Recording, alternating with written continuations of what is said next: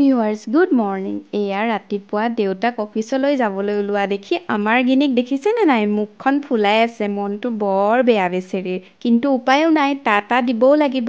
আৰু অলপ সময় যোৱাৰ পাছতে এয়া আৰম্ভ হৈ গ'ল নহয় উৎপাতখন।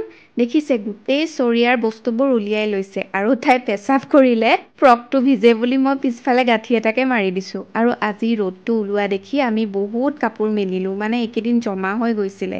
এইফালে আকৌ চোতালৰ আগৰ ফালে আমাৰ ড্ৰাইভাৰ দাদাৰ বাবে এটা নতুনকৈ ঘৰ বনাই থকা হৈছে আৰু তাৰ মাজতে মই বানানা শ্বেকটোও খাই ল'লোঁ। আৰু এয়া গধূলি মায়ে চাকি জ্বলোৱাৰ সময়ত গিনিয়ে ভয়ে ভয়ে গৈ দৰ্জা মুখত বহি আছে আৰু যেতিয়াই মায়ে তাইক আহা বুলি ক'লে তাইক চাওকচোন কেনেকৈ গৈছে। আৰু তাৰ পাছত মই গৈ দেখোঁ যে ভিতৰত মায়ে প্ৰাৰ্থনা গাইছে আৰু তাই টিলিঙাটো বজাই আছে। চব জনা হৈ গৈছে ছোৱালীয়ে।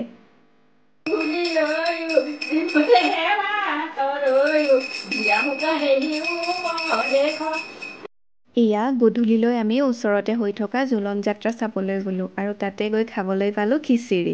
আৰু এইফালে গিনিয়ে আজিও তাইৰ তনয়া বাক লগ পালে আৰু এওঁ সেই সময়তে অফিচৰ পৰা আহি পালে আৰু তেওঁ ক'লে যে লাহৰী ঘাটত হৈ থকা জোলন যাত্ৰা চাই আহোঁ বুলি, আৰু সেই বুলি আমি এইবাৰ লাহৰী ঘাটলৈ গ'লোঁ।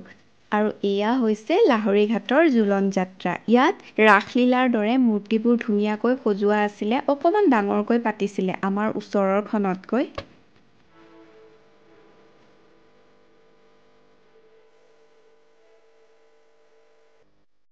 আজিলৈ ইয়াতেই সামৰিছোঁ দেই, বাই।